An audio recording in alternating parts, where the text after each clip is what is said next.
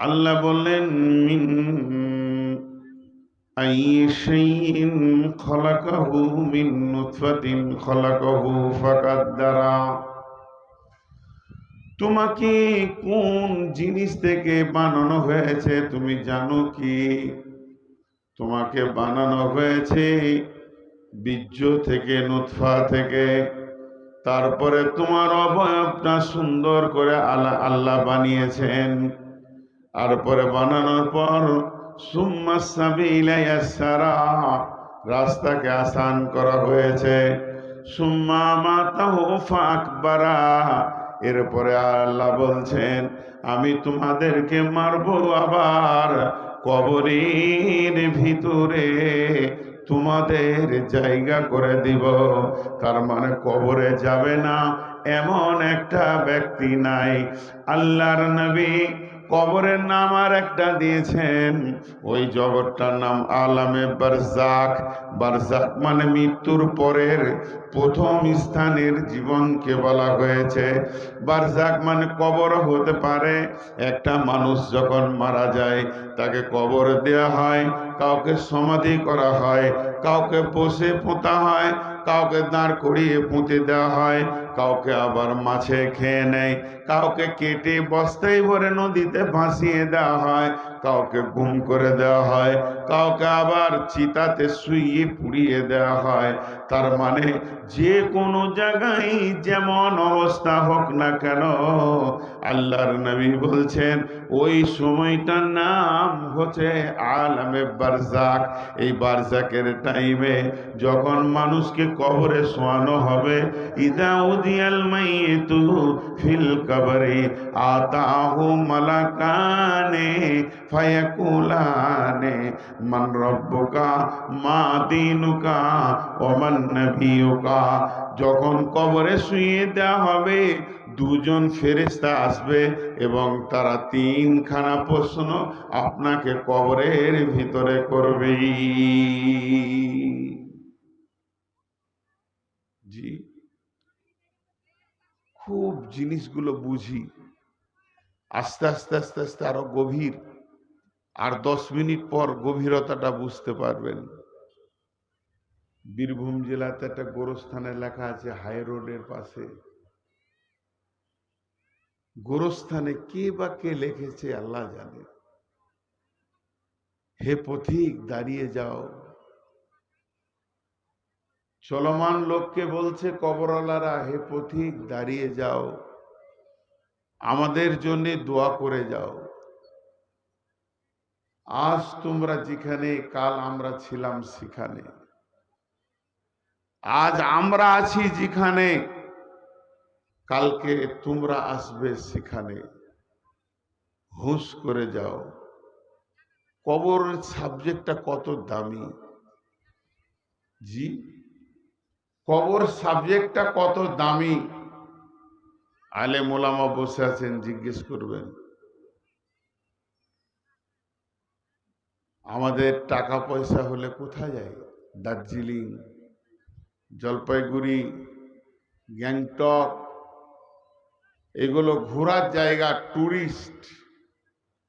ঘুরতে গেছিলাম পশ্চিম ভারত, দক্ষিণ ভারত ঘুরে এলাম। টাকা যদি বেশি হয়, মানিস্তাতা ইলাইহি সাবিলা, একটা জায়গা যান, আল্লাহর ঘর।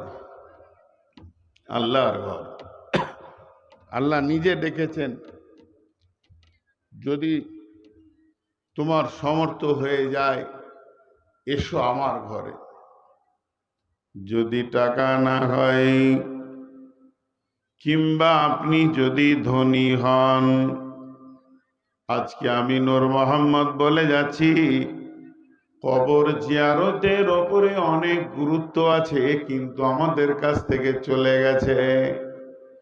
আম্মা জান আয়েশা বলছেন, বিশ্ব নবীকে আমি যখন বিছানায় পেতাম না, বিছানায় দেখতাম আমার ঘরে পালা আছে, আমার ঘরে শুয়ে আছে। গভীর রাত্রিতে দেখতাম নবীজি বিছানায় নেই। ছোট মানুষ, অল্প বয়স, মনে মনে আমি ধারণা করেছি নিশ্চয়ই না জানি নবীজি অন্য কোন বিবির বাড়িতে চলে গেছে, আজকে আমার কাছে না এসে অন্য বিবির মুলাকাতে চলে গেছে। বিছানায় থাকতেন না, কখনো কখনো বিছানায় দেখতেন না, অর্ধরাত্রিতে উঠে যেতেন, ফজরে আগে উঠে যেতেন। আম্মা জান আয়েশা বলেন, আমি একদিন ঘুমানোর ভান করে শুয়ে থাকলাম, আজকে যদি রসুল উঠে আজকে আমি ধরে ফেলবো আধার রাতে কোন বিবির বাড়িতে যায়, কি কাজ করে। তখন আমি দেখছি গভীর রাত্রি যখন পার হয়ে ফজরের কাছাকাছি এসে গেছে, বিশ্ব নবী বিছানা থেকে উঠে বসলেন। প্রতিদিনের নেই যেমন তিনি দোয়া পড়তেন, ঘুম ভাঙার দোয়া বলে সব পড়া হয়ে গেল। আম্মা জান আয়েশা বলছেন, আমি ঘুমানোর ভান করে পড়ে আছি, নবীজিকে আমি জানতে দিছি না, আজকে ধরবো উনি কোন বিবির বাড়িতে যায়। আকাশে চাঁদনি রাত, গভীর রাত্রে নবীজি উঠে যখন হুজরা থেকে বের হয়ে গেলেন, আমি ওনার পেছনে পেছনে চাদরটা গায়ে দিয়ে হাঁটতে শুরু করলাম, কিন্তু দেখলাম না না না না, আমি আয়েশার ধারণা ভুল, উনি কোনো জায়গা যায়নি। মসজিদে নববীর পাশে গারকুল বাকি, যেটাকে জান্নাতুল বাকি বলে, ওর আসল নাম গারকুল বাকি, যেখানে শহীদ সাহাবীরা শুয়েছেন, আল্লাহর নবী তাদের জিয়ারতে গিয়ে চাঁদনি রাত্রিতে কবরের পাশে দাঁড়িয়ে আছেন। আমি রসুলকে সুন্দর সাদা পোশাকে দেখতে পেয়েছি, অনেক সময় ধরে দাঁড়িয়ে থাকলেন, জিয়ারত করলেন, তারপরে এসে মসজিদে তিনি ফজরের সালাত আদায় করলেন। শুধু গারকুল বাকিতে যেতেন না, কখনো কখনো উঠে পূব দিকে হাঁটতে লাগতেন, হাঁটতে হাঁটতে হাঁটতে হাঁটতে 3 কিলোমিটার চলে যেতেন। উহুদের প্রান্তে 70 জন সাহাবী শুয়ে আছেন, তাদের জিয়ারতে চলে যেতেন।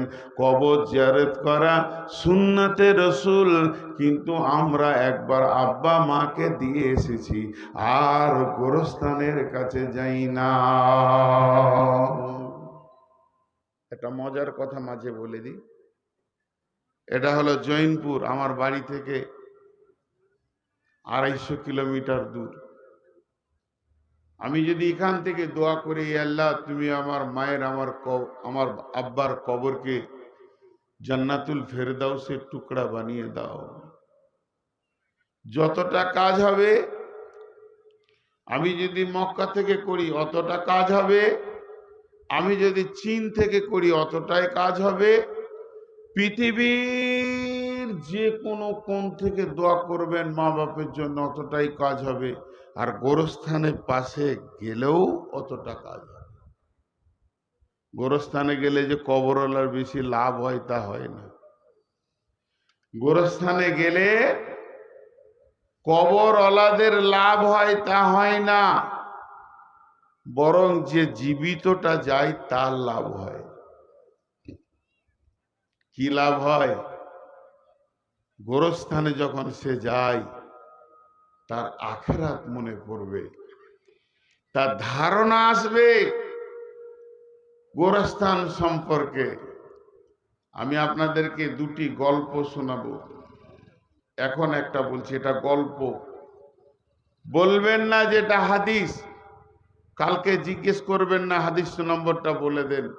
একটা গল্প বইয়ে চটি বইয়ে পেয়েছিলাম এক জায়গায় জালসা করতে গিয়ে, যে কবরস্থানে গেলে কেমন করে দিন মনে পড়বে।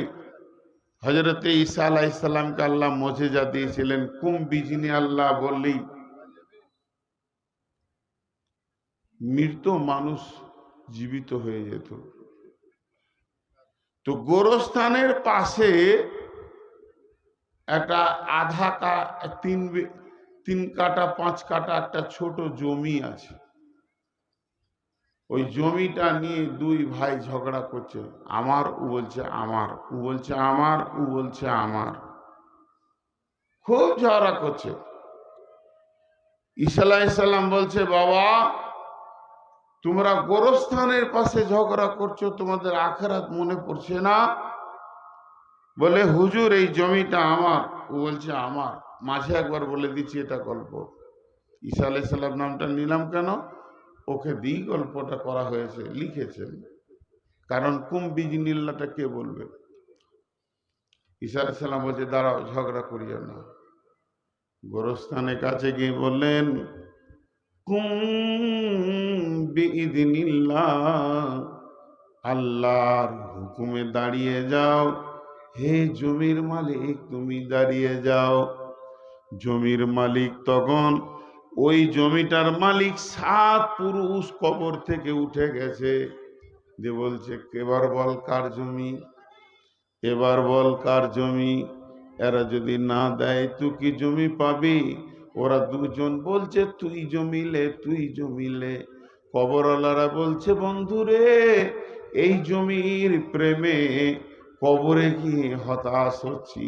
জমি নিয়ে তুমি প্রেম করো না, একদিন কবরে যেতে হবে। এটা হলো গল্প। আল্লাহ তাবারাক ওয়া তাআলা, রাসূল বলছেন, যখন তুমি মজলিসে উঠবে, আমি যে উঠে চেয়ারে বসলাম, বললাম আসসালামু আলাইকুম, আপনারা উত্তর দিলেন কিনা জানি না, অপেক্ষীয়মান ছিলাম। যদি আমি কারোর সঙ্গে রাস্তায় দেখা হয়, বলবো আসসালামু আলাইকুম, সেও বলবে ওয়ালাইকুম সালাম। এবার অপেক্ষা করা হলো, কিন্তু দু জায়গায় সালাম দাও। সালাম দেওয়ার পর অপেক্ষা না করে আরো কিছু কথা বলে নাও। একটা জায়গা হলো মসজিদ। মসজিদে যদি কেউ না থাকে, তুমি মসজিদ ঢোকার সময় সালাম দাও, আসসালাতু ওয়াসসালামু আলাইকা ইয়া রাসূলুল্লাহ, আল্লাহুম্মা ইফতাহলি আবওয়াবা রাহমাতিকা। ডান পাট আগে ভরে বলবেন আসসালামু আলাইকুম।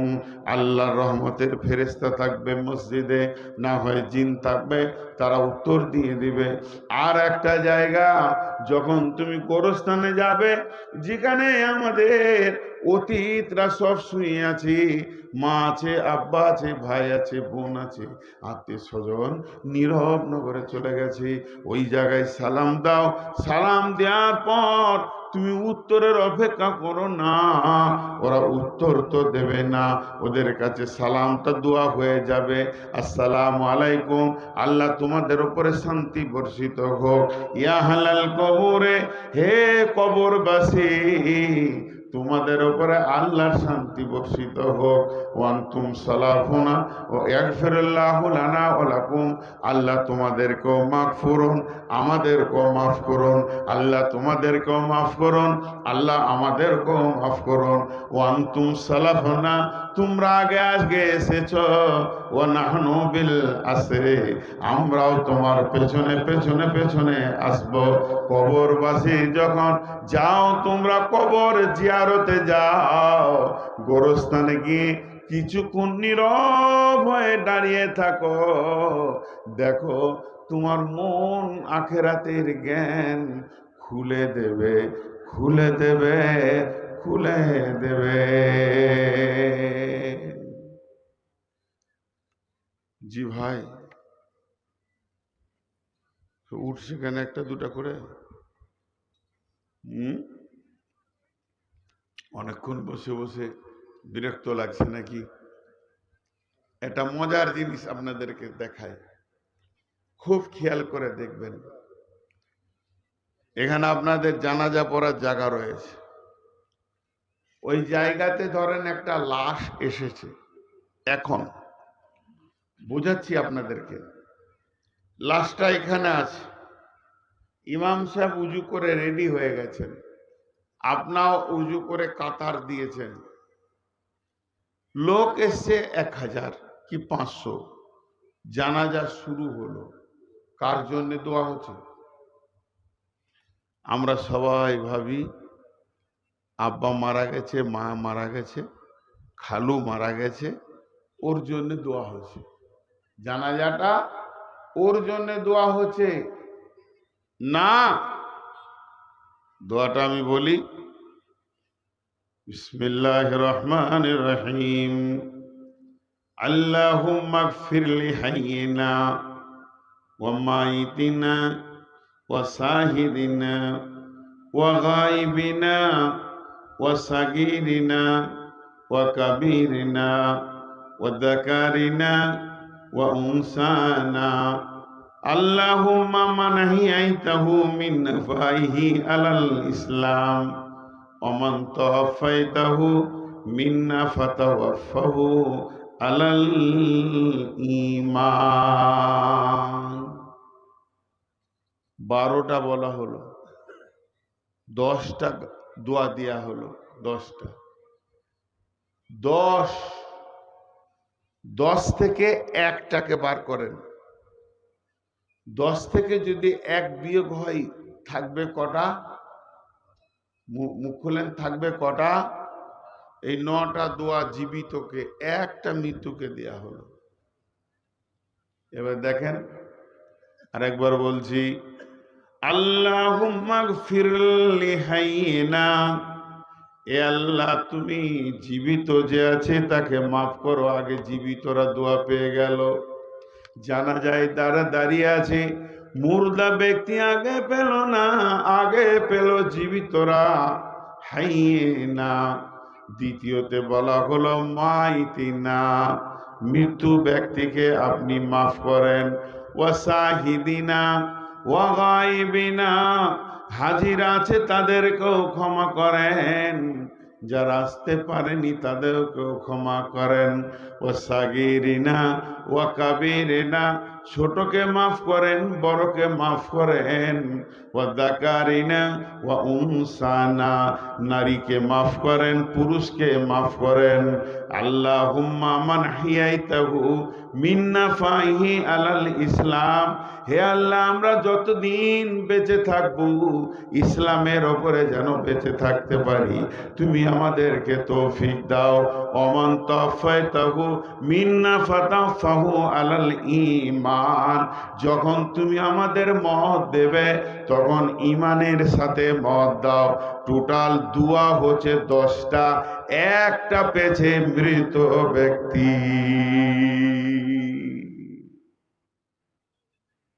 10টার মধ্যে একটা পেছে মৃত ব্যক্তি, যে মরেছে।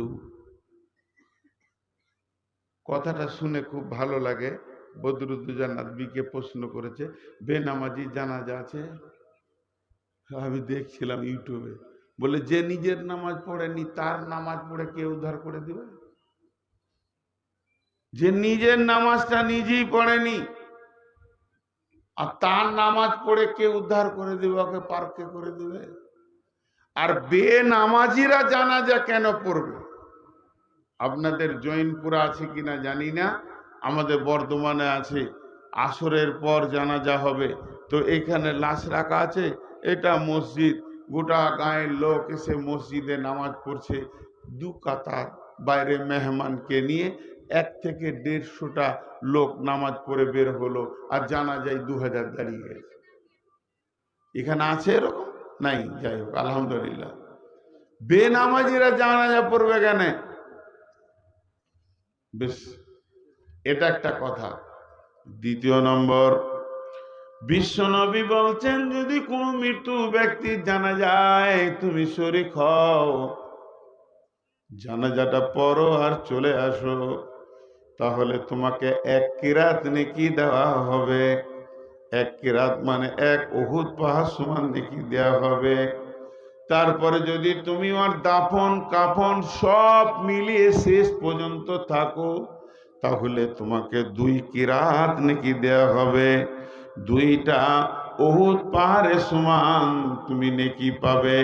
বন্ধুরা আমার, যদি নবীজি বলতেন যতগুলি লোক জানাজা পড়বে প্রত্যেকের তরফ থেকে মাইয়াতকে 1 পাহাড় নেকি দেওয়া হবে, তাহলে মাইয়াতের বড় আশা ছিল। এত লোভ দেখিয়ে জীবিতদেরকে কেন জানাজায় আনা হচ্ছে, এর একটা বিরাট কারণ লুকিয়ে আছে। লোকটা তো দেওয়া হচ্ছে জীবিতকে, হে জীবিত তুমি কাজ ফেলে দাও, মাইয়াতের জানাজাতে যেয়ে শরীক হও, তোমাকে 1 পাহাড় 2 পাহাড় নেকি দেওয়া হবে। এই লোকটা কেন দিলেন? এই লালসটা কেন দিলেন? যাতে করে উম্মতেরা জানা যায় বেশি বেশি করে শরীক হয়ে যায়, যাতে করে উম্মতেরা জানাজার নামাজে ভিড় লাগিয়ে হাজির হয়। লাভ কি হবে? লাভ কি হবে? লাভ কি হবে? একটা কথা আপনাদেরকে 3 বার বলবো, দার্শনিকের কথা, এটা হাদিসের কথা নয়, বড় একজন ফিলোসফারের কথা। তিনি বলছেন একটা মানুষ মরে কিভাবে কবরে যাচ্ছে, একটা মানুষ জীবিত ছিল, এখনই জীবিত ছিল, মরে গিয়ে কিভাবে নিজের কবরে যাচ্ছে, যদি এই দৃশ্যটা দেখার পর কোনো জীবিত ব্যক্তির ব্রেনের দরজাটা যদি না খুলে, হেদায়েতের দরজাটা যদি না খুলে, তাহলে ওর মতো মূর্খকে পৃথিবীর কোনো পণ্ডিত নাই 1 কলম ওকে শিখিয়ে দেয়, 1 কলম লেখাপড়া শিখাতে পারে। তার মানে জানা যায় তুমি যাও, লোকটা মরে গেছে, আত্মীয় স্বজন, ছেলে পিলে, ভাই ব্রাদার, টাকা পয়সা, জমি জায়গা, পুকুর বাগান সবকে নীরব ভাবে ছেড়ে দিয়ে তাদের সাথে কথা বলে না, এটা গুছিয়ে রাখ, ওইটা অমুক জায়গায় এটা আছে, এইটা আছে, ওইটা আছে, কিছুই না বলে একটা সাদা কাপড় পরে 4 জনার কাঁধে চড়ে গিয়ে আস্তে আস্তে নিজের ছোট্ট ঘর কবরে ঢুকে গেল। এই দৃশ্যটা দেখার পর, এই দৃশ্যটা দেখার পর, এই দৃশ্যটা দেখার পর কোন জীবিত ব্যক্তির বিবেক যদি না খুলে, এখনো পর্যন্ত যদি মসজিদের দরজা না পায়, এই রকম গাধা মূর্খকে পৃথিবীর কোন ইউনিভার্সিটি নাই তাকে হেদায়েতের রাস্তা খুলে দেবে। অতএব জানাজাতে শরীক হলে আখেরাতের জ্ঞান বাড়ে।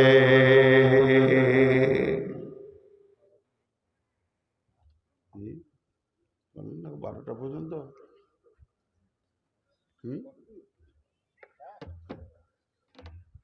এই যে ঘন ঘন পানি খেয়েছি, দেন পানি কিছুই খাইনি। হ্যাঁ, আমার জিভটা শুকিয়ে গেছে, আজকে সুগার মেপে এলাম 490। এতদিন বলছিলাম 390, 490, মানে 500 ধরেন সুগার। এই গাড়ি থেকে নামার পর আমি এত ক্লান্ত হয়েছিলাম, যাকে হাওয়াটা দিল যে খানিকটা সুস্থি পেলাম। তবে এই দিককার হাওয়াটা আপনারাই ঘিরে নিয়েছেন, একটু আসছে না এখানে। তো আমি মা বোনদেরকে বলছি, খুব দামি কথা, তারা আর একটু আগাতে দেন কবরের ব্যাপারে। কবর এমন একটি জায়গা, উপায় নাই, যেতে হবে, উপায় নাই। আল্লাহ বলেছেন সুম্মা আকবারা, সুম্মা আমাতাহু ফাআকবারা, তোকে আমি কবরে ভরবই। বড় বড় মাস্তান, বড় বড় নবী, বড় বড় ওলি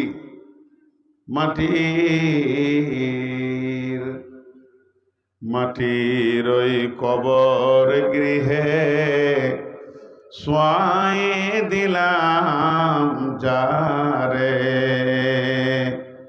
নবী রাসূল সাহাবা ইমাম আল্লাহর ওলি যত আছেন শুইয়া কবর গৃহে, লক্ষ কোটি শত, ডাকলেও শত কেউ কখনো আসবে না হাই, মাটির বিছানা ছেড়ে মাটির ওই কবর গৃহে শোয়াই দিলাম যারে, শোয়াই দিলাম যারে।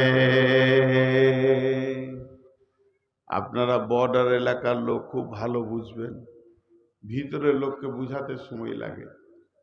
ওই দিকটা বাংলাদেশ, এদিকটা ভারত। মৈদিপুর হলো কাস্টম গেট, এই গেটটাকে ক্রস করতে গেলে দুবার, দুই জায়গায় তিনবার চারবার চেক আপ হবে।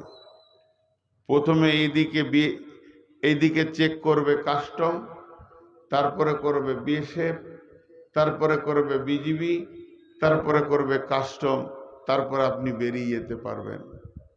বন্ধুরা আমার, কবরটা একটা চেক আপের জায়গা। দুনিয়া থেকে যারা আখেরাতের পথে যাত্রা শুরু করেছে, এহ জগৎ থেকে পরজগতে যারা যেছে, তাদের জন্য কবর হলো একটা ইমিগ্রেশনের জায়গা। সেখানে চেক আপ হবে।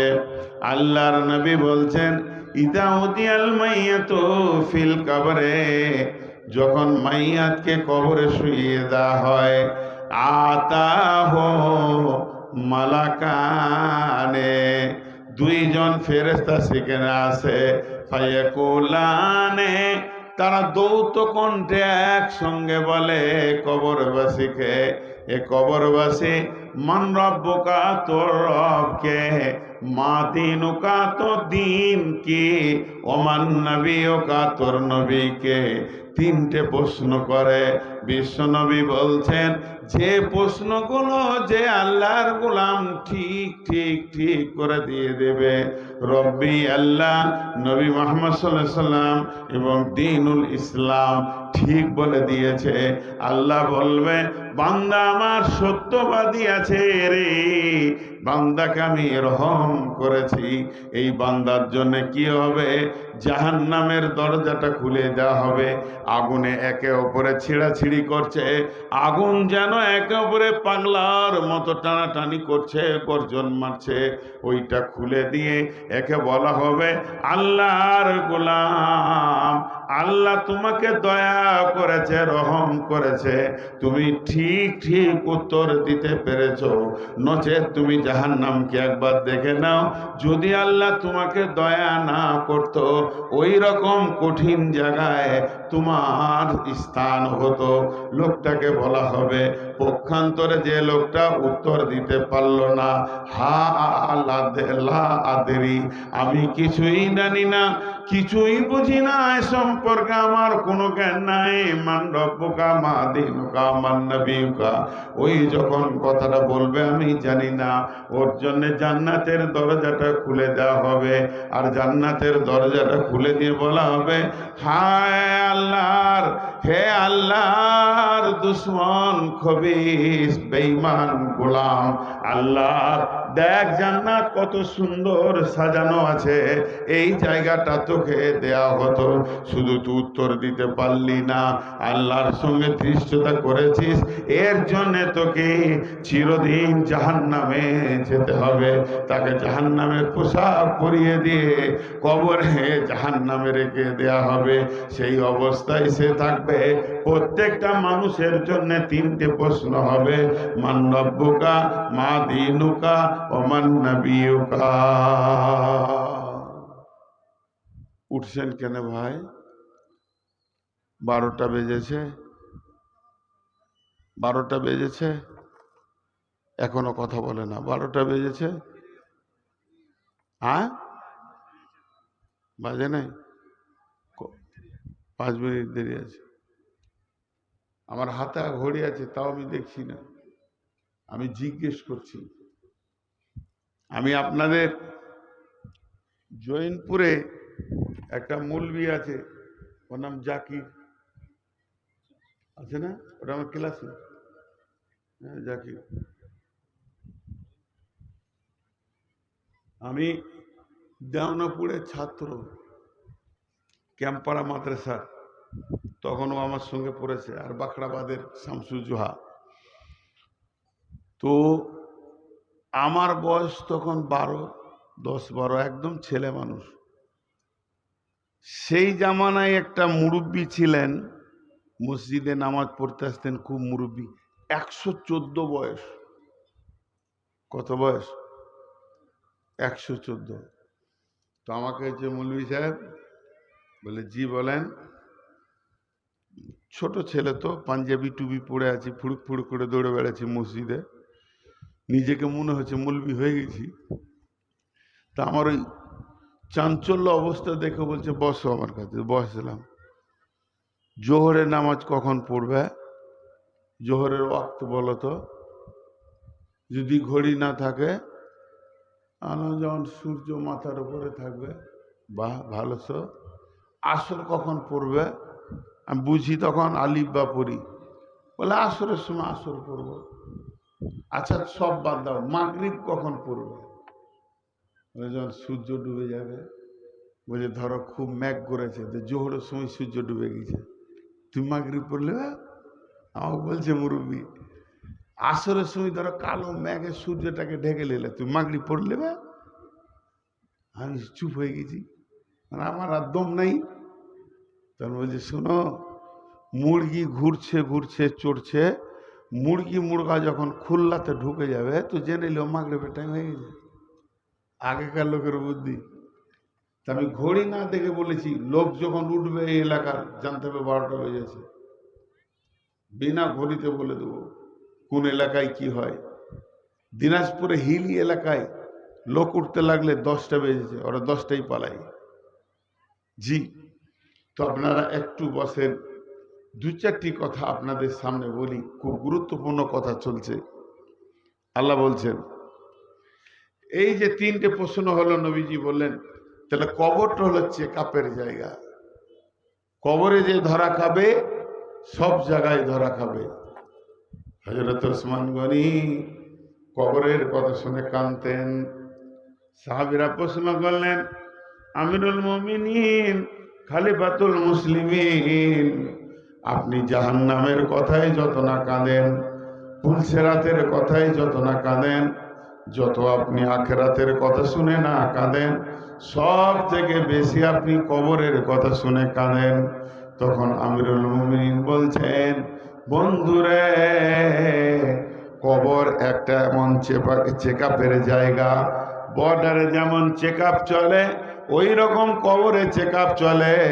এহ জগতের লোক যত পরজগতে যাবে, কবরের চেকআপে যদি কেউ বেঁচে যায় তার আর কোনো চিন্তা নাই। আর কবরের চেকআপে যদি ধরা পড়ে যায় তাকে ছাড়াবার মতো কেউ নাই। অতএব কবর একটা হলো আখিরাতের প্রথম মঞ্জিল। নবীজি বলছেন প্রথম মঞ্জিল হলো আখিরাতের কবর। এই কবর থেকে যে বাঁচবে সব জায়গায় সে বেঁচে যাবে।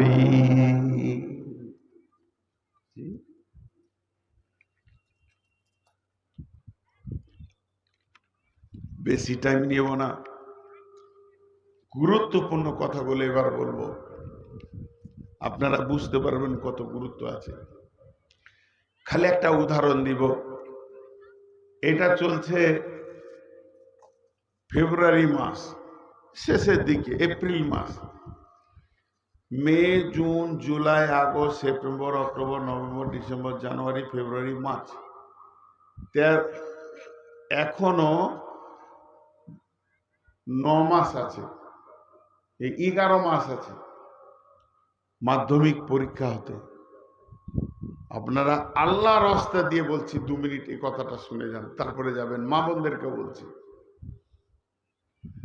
9 মাস আছে মাধ্যমিক পরীক্ষা।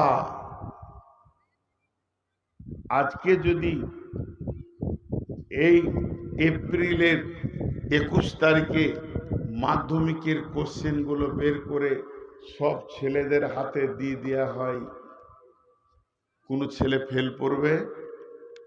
আপনারা বলেন। থাকে আমরা দিতে হবে, কোনো ছেলে ফেল করবে? কথা বলে না। আর 9 মাস আগে যত ছেলে মাধ্যমিক দিবে আগামীতে, তাদের হাতে যদি প্রশ্নমালা কোশ্চেন দিয়ে দেওয়া হয়, ওরা ফেল করবে? করবে না। সত্য কথা বলেছেন। আল্লাহ কবরের প্রশ্নটা 1400-1500 বছর আগে নবীকে দিয়ে বলে দিয়েছেন। আজকে 1400-1500 হতে চলল। বহুত পুরাতন।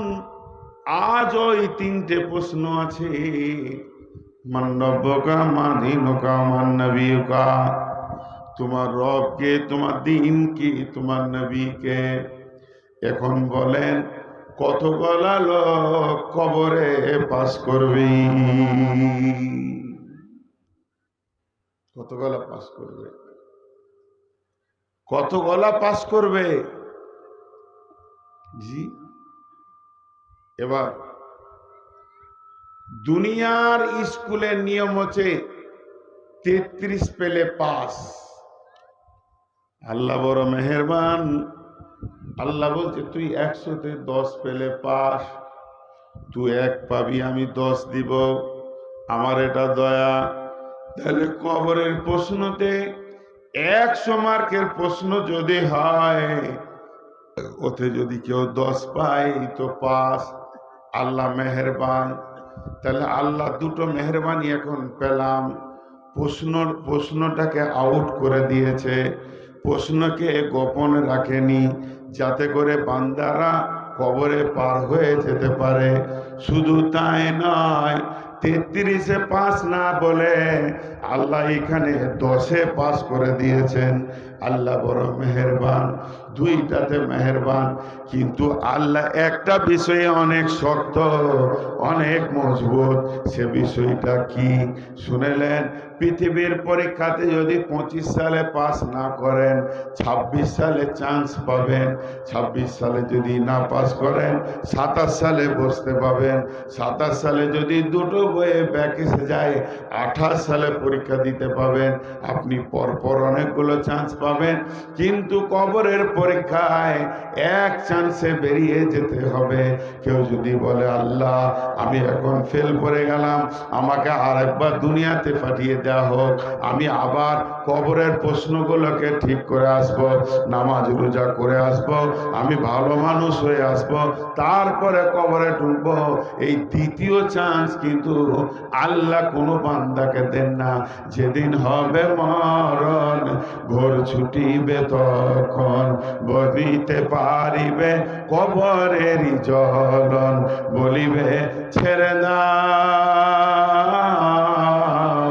দুনিয়ায় করিব না গুনাহ, তবু তোমায় কোনো দিন ছেড়ে দেবে না। কঠিন এটা, এক চান্সে পাস হতে হবে। এটা ইহুদিদের মেয়ে, মুসলমানের মেয়ে নয়, ইহুদিদের মেয়ে। আল্লাহ নবীর ঘরে ভিক্ষা করতে এলেন। আম্মা জান আয়েশাকে বললেন, ও আয়েশা, আমি ভিখারি মানুষ, কিছু খেতে পাইনি, দাও। আম্মা জান আয়েশা গোটা ঘরকে খুঁজে ওই মেয়েটির হাতে মাত্র 2টি খেজুর তুলে দিলেন। যখন খেজুরটা হাতে পেল, মেয়েটি দোয়া দিলেন, আয়েশা রে, আল্লাহ যেন তোমাকে কবরে আযাব থেকে মুক্তি দান করেন। আম্মা জান আয়েশা অবাক, কবরে আযাব আবার কি আমার বুঝে আসে না। এরপরে বিশ্ব নবী যেদিন বাড়ি এলেন, নবীজিকে আম্মা জান আয়েশা প্রশ্ন করলেন, ইয়া রাসূলুল্লাহ, কবরে কি আযাব হবে নাকি? আল্লাহর নবী বললেন, আযাবাল কবরি হাক্কুন, আযাবাল কবরি হাক্কুন, আযাবাল কবরি হাক্কুন। কবরে আযাব হলো সত্য, সত্য, সত্য, কবরে আযাব হবে। আম্মা জান আয়েশা বলছেন, আমি তারপর থেকে খেয়াল করে দেখেছি, খুব সূক্ষ্মভাবে আমি কান দিয়ে শুনে দেখে নিয়েছি। তারপর থেকে আল্লাহর নবী যতগুলি নামাজ ঘরে পড়েছে, প্রত্যেকটি নামাজের শেষে তিনি কবরের আযাব থেকে পানাহ চেয়েছেন। আর ওই দোয়াটা আজও পর্যন্ত নামাজে ফিটিং আছে। আমরা যতজন নামাজ পড়ি, নামাজের শেষে মানে শেষ তাশাহুদে বসে আমরা দোয়া করি, আল্লাহুম্মা ইন্নী আউযু বিকা মিন আযাবিল কবরে। হে আল্লাহ, তুমি আমাদেরকে কবরে আযাব থেকে নাজাত দাও, কবরে আযাব থেকে তুমি আমাদেরকে পানাহ দাও। আমরা কবরে আযাব থেকে যেন বেঁচে যেতে পারি। প্রত্যেকটি সালাতে আল্লাহর নবী কবরে আযাব থেকে মুক্তি চেয়েছেন। এই বন্ধ কর, তুই মোবাইল বন্ধ কর। ছোট ছেলে, ঘড়ি আছে বের হাতে, তোর বিয়ে কখন হলো?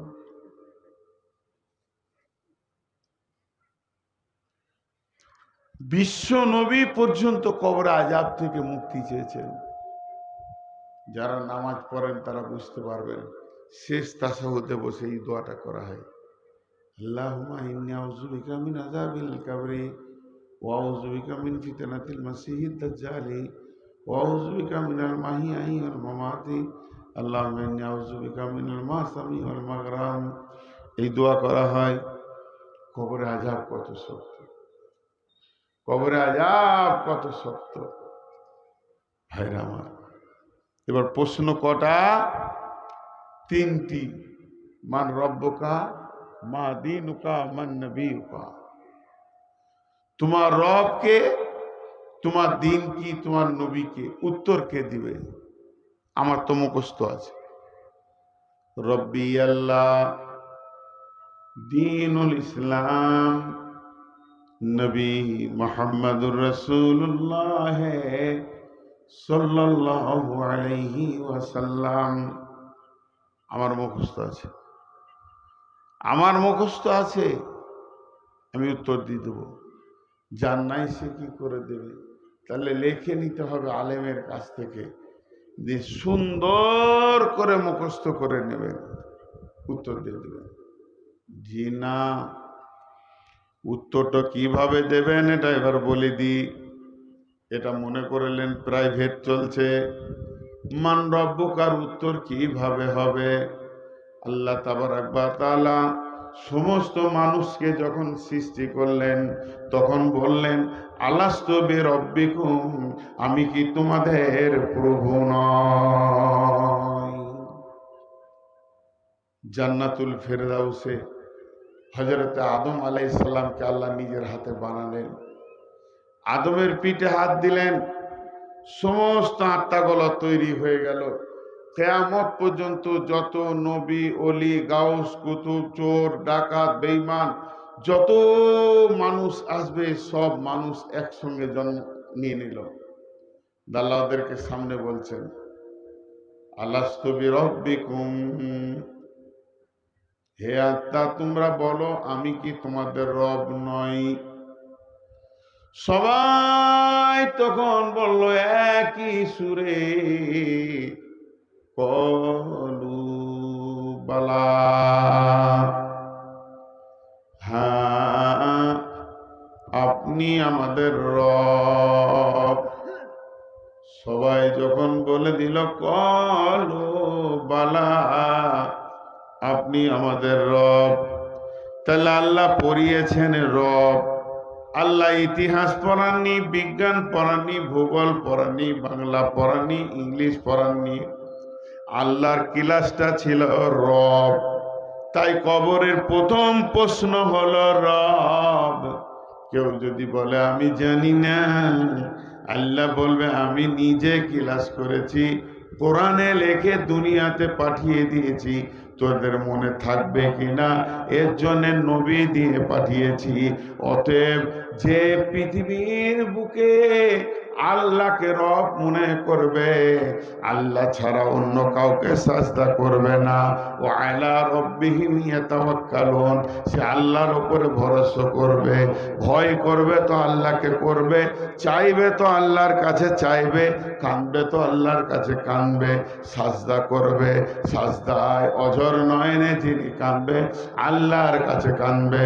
সব কিছু যে আল্লাহকে সঁপে দিবে, ওই ব্যক্তিটা বলবে হ্যাঁ আল্লাহ আমার রব। জি ভাই, আমি কোথায় শেষ করবো?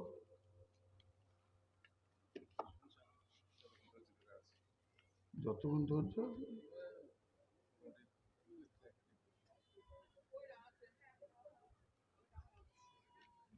লোক উঠছে, থাকতে থাকতে কালো শেষ হয়ে যাবে, তাহলে দেখে যাবেন, উঠবেন না কেউ আল্লাহর রাস্তায়। তাহলে প্রথম প্রশ্নের উত্তরটা কি দিবে? যে আল্লাহকে রব মনে করে নিয়েছে, সারা জীবন আল্লাহকে রব মনে করে নিয়ে তার কাছে সাজদায় পড়ে আছে, কারো কাছে আর সাজদা করে নাই। আমাদের রব আল্লাহ। দ্বিতীয় প্রশ্ন, মা দীনুকা, তোমার দিন কি, তোমার ইজিম কি, তোমার মতবাদ কি? লোকটা বলবে দীনুল ইসলাম, আমার দিনের নাম হলো ইসলাম, আমি ইসলামকে ভালোবাসি, ইসলামকে আমি সোনাবাসি মহব্বত করি, এই জন্য সে বলবে দীনুল ইসলাম। এবার বলে, কে বলতে পারবে? যার কাছে ইসলাম আছে সে ইসলাম বলবে, যার কাছে ইসলাম নাই সে ইসলাম বলবে না। যে জীবনে ইসলামের আইনকে মেনে চলেছে, ইসলামের নিয়মকে মেনে চলেছে, ইসলামের কানুনকে মেনে চলেছে, ইসলাম ছাড়া অন্য জায়গায় পা বাড়ায়নি, তাকে পৃথিবীর কোনো ধর্ম ভালো লাগেনি। আল্লাহর মনোনীত দিন, ইন্নাদ্দীনা ইনদাল্লাহিল ইসলাম, ইসলামের রুলস, ইসলামের নিয়ম, ইসলামের প্রসিডিওরের উপরে যে নিজের জিন্দেগিকে চালিয়েছে, ওই লোকটা বলবে আমার দিন হলো ইসলাম। ইসলাম একটা মতবাদের নাম, ইসলাম একটা মতবাদের নাম, একটা ইজিমের নাম। যেমন রব, রব মানে কি? রবের আবিধানিক অর্থ হলো পালনেওয়ালা। পালনেওয়ালা, আপনাকে আমাকে পালছে কে? সুখে কে, দুঃখে কে? রোগ দেন কে, রোগ সুস্থ করেন কে? আমার জীবনটা কার হাতে? কে আমাকে এত বড় করলো? দার্শনিকদের তর্জমাটা রবের আমি বলে দিই আপনাদেরকে। অনস্তিত্ব থেকে অস্তিত্ব দিয়ে আনুপাতিক হারে যিনি চাহিদা মিটান, তিনি আমাদের রব, তিনি আমাদের রব, অন্য কেউ রব নয়। ভাইয়া উঠিয়েন না, আমি খুব বেশি 15 মিনিট আছি, একসঙ্গে উঠবেন, ওটাই ভালো লাগবে। 12:30 ছাড়বো। মা বোনেরা, আপনারা ওখানে যারা গেছেন ভলেন্টিয়ার, চাদরে ব্যাপক হারে দিতে থাকেন। আজকে কবরেরই কথা চলছে। ওই লোকটা রব বলবে আল্লাহকে, অটোমেটিক মুখ থেকে বের হয়ে যাবে যার ভরসা আল্লাহর উপরে। দিন ইসলাম, ইসলামের একটা নিয়ম আছে। আপনাদেরকে একটা উদাহরণ দিচ্ছি, শুনেন। জৈনপুরের মেয়ে আপনার কালিয়াচক কলেজে পড়ে, আর মালদার কোনো ছেলে পড়ে। উদাহরণটা মন দিয়ে শুনবেন। ওদের দুইজনে মনে মেল হয়ে গেল, দুইজন দুইজনকে বিয়ে করবে। ফ্যামিলিতে জানানো হলো, ছেলের বাপ নারাজ, মেয়ের বাপ নারাজ। ওই ছেলেকে জামাই করব না, ওকে বাড়িতে উঠতে দিব না। মেয়ের বাপ বলছে, আর ছেলের বাপ বলছে ও মেয়েকে বউ করব না। এরা দুজনা বুঝে নিল আর আমাদের বিয়ে হবে না। তখন দুইজনে যুক্তি করলো, চলো স্কুল থেকেই কেটে পড়ি। মেয়েটা মায়ের যা ছিল সামান্য চুরি করে নিয়ে গিয়ে, ছেলেটা কিছু নিয়ে দুইজন ভেগে গেল। কোথাও চলে গেছে, কাকদ্বীপ চলে গেছে, কুচবিহার চলে গেছে, কোনো একটা জায়গায় আছে। ছেলের বাপ খালি বলছে আসুক, ওকে কাটবো দিয়ে লদি ভাসাবো, ও ছেলে আমার দরকার নাই। ওই রকম ছেলে ঘরে আমি উঠতে দিব না, ওকে কেটে নদীতে ভাসাবো। মেয়ের বাপ ও একই কথা বলছে, কাটবো দিয়ে নদীতে ভাসাবো। যখন 6 মাস চলে গেল, রাগটা নাই, ছায়ে পরিণত হয়ে গেছে, আগুন আর নাই। হঠাৎ মেয়ে একদিন ওর মাকে ফোন করছে, জুমার দিন খেয়াল করেছে যে আব্বা জুমা পড়তে যাবে, এই সময় মা একা থাকবে, তো কথাটা বলে নি। আধ ঘন্টা ধরে কথা বলে মা বিটিতে খুব কাঁদলে। জিজ্ঞেস করলে কি করছিস? বলে কুচবিহারে আছি। ওখানে কি করছিস?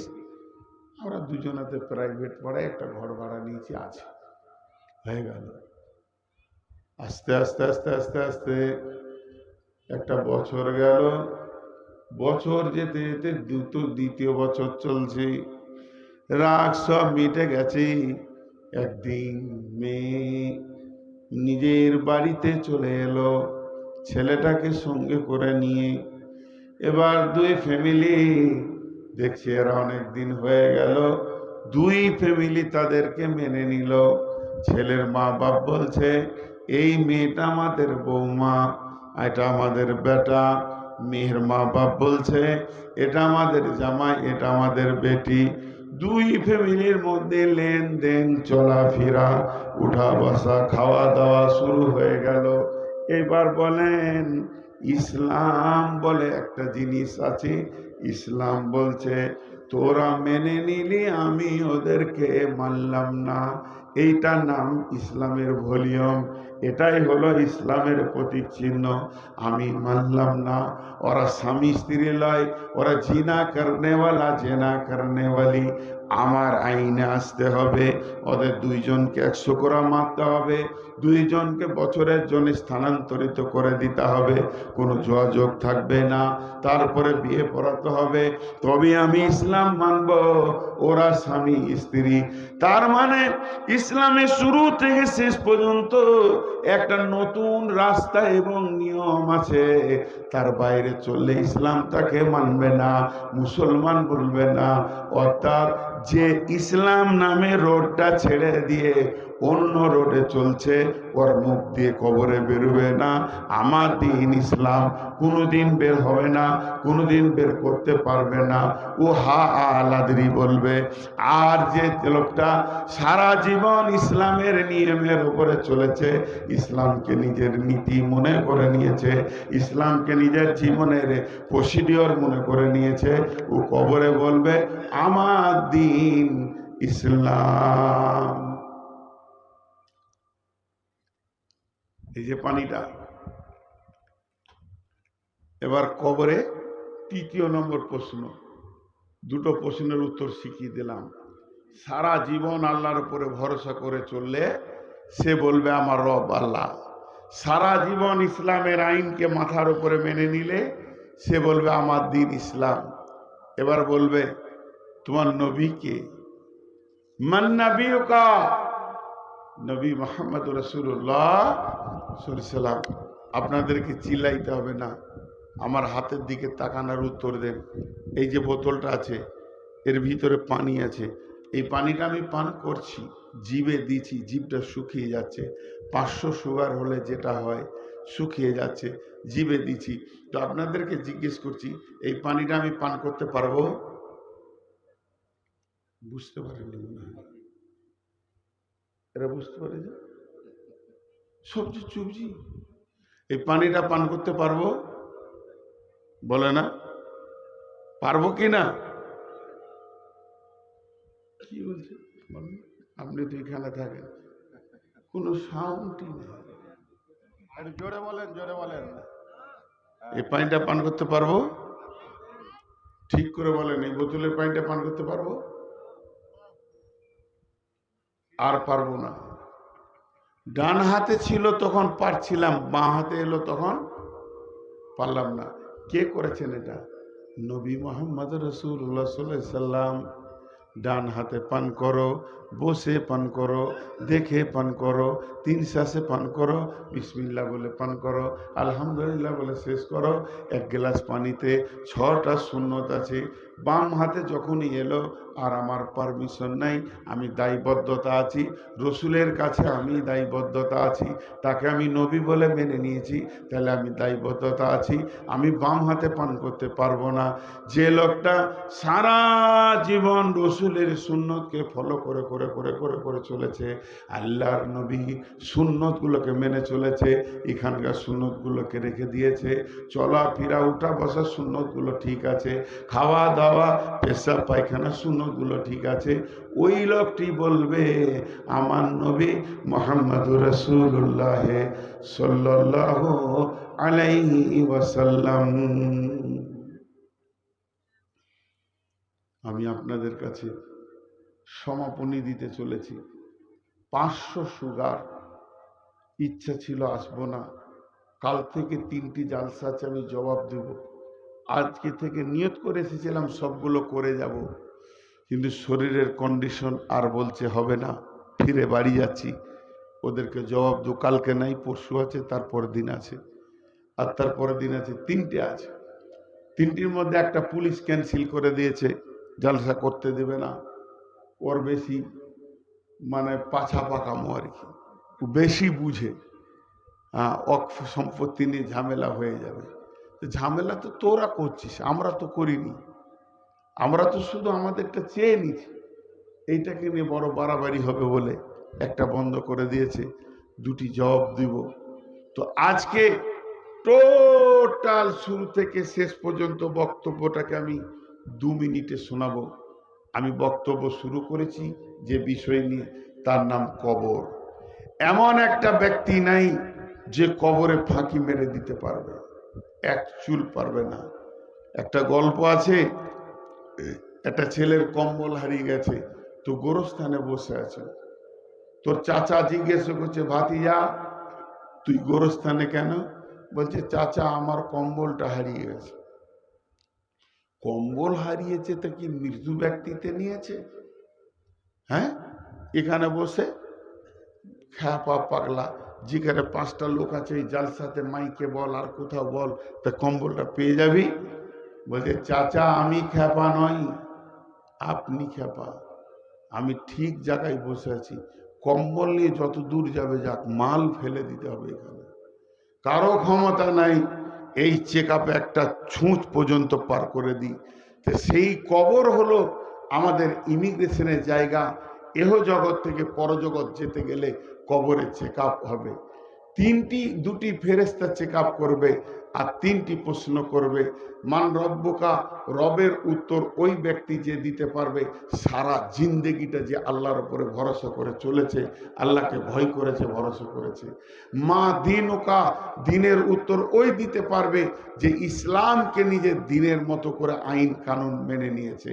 আর মান নবীকা, যে নবীর সুন্নতগুলো নিজেকে মেনে নিয়েছে, সেই বলতে পারবে আমার নবী মুহাম্মদ সাল্লাল্লাহু আলাইহি সাল্লাম। আজকে আপনাদের গোরস্থান উন্নতি কল্পে এই জালসাটা, গোরস্থানের উন্নতি। জীবিত ব্যক্তিরা যদি মনে করে আমি একটা কবর, 4 হাত 3.5 হাত তো খাল হবে, তো 5 হাত ধরে নিতে হবে উঁচা টুচা নিয়ে, 5 হাত আর 3 হাত, 5 3 15 স্কোয়ার ফুট আমি দাম দিয়ে দিব আমার কবরে। সবাই দিতে পারবে, সবাই দিতে পারবে। নিজের কবরকে নিজে দুনিয়া থেকে বানিয়ে যায়। এটা একটা এমন জায়গা, এখান থেকে কবরকে বানাতে হবে। অতএব আপনাদের কাছে আমার আবেদন, আমি শেষ বক্তা হিসেবে আপনাদের কাছে আবেদন, আপনারা আল্লাহর হস্তে একটা করে 1000 টাকা যতটি বসে আছেন দেন।